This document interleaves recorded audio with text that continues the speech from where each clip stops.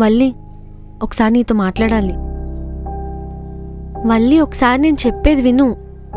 అంజలి, నా మూడేం బాలేదు, నన్ను ఒంటరిగా ఉండని. వల్లి, ఒక 5 minutes నేను చెప్పేది విను. నేను ఇంకొకసారి చెప్పను అంజలి, తర్వాత నా రియాక్షన్ వేరేలా ఉంటుంది. నన్ను ఒంటరిగా వదిలి. ఓకే, నేను నీతో తర్వాత మాట్లాడతాను.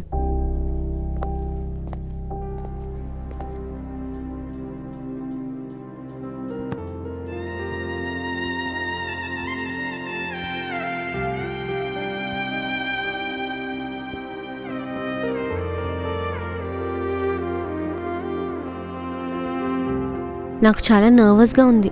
లోపలందరూ చాలా అల్లరి చేస్తున్నారు. అయ్యో అంజలి, ఎందుకు టెన్షన్ పడుతున్నావు? నేను ఉన్నాను కదా, నేను చూసుకుంటాలే. వెళ్ళి డ్రెస్ చేంజ్ చేసుకోపో. పద పద పద. ఎగ్జామ్ ఎలా రాసావు?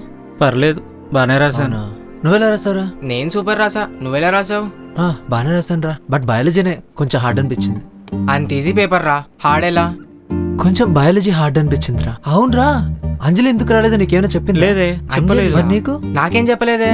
సరే, నేను చెప్తా. హే, అంజలి ఎందుకు రాలేదు నీకేమైనా తెలుసా?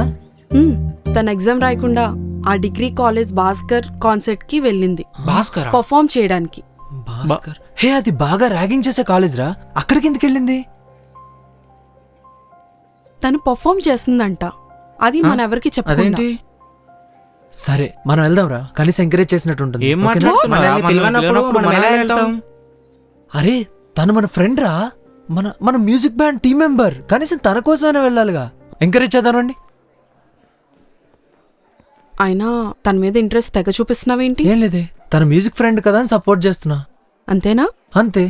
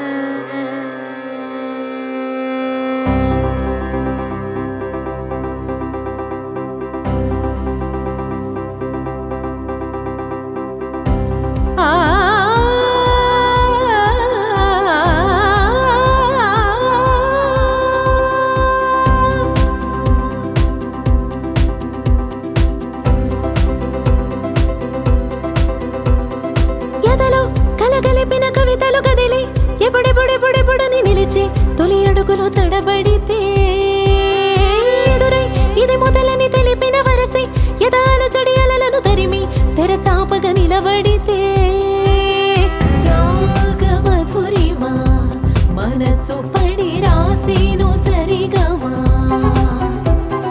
చూపు కదలక నిలిచెనట నీ ముందు ఆనందమై నేరుగా